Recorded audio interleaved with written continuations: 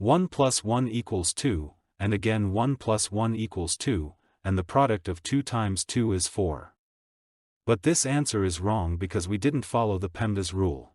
PEMDAS is a rule I use to know what part of a math expression to solve first. It helps me do calculations in the right order so the answer doesn't get mixed up. First I do parentheses, then exponents, then multiplication and division from left to right, and finally addition and subtraction from left to right.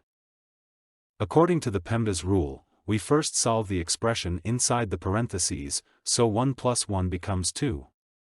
The expression then turns into 1 plus 1 times 2. Next, we do the multiplication, 1 times 2 becomes 2. And the final result is 1 plus 2, which equals 3. If you enjoyed this video, please give it a thumbs up and subscribe to the channel for more content like this. Also, let me know your thoughts in the comments below. I'd love to hear from you.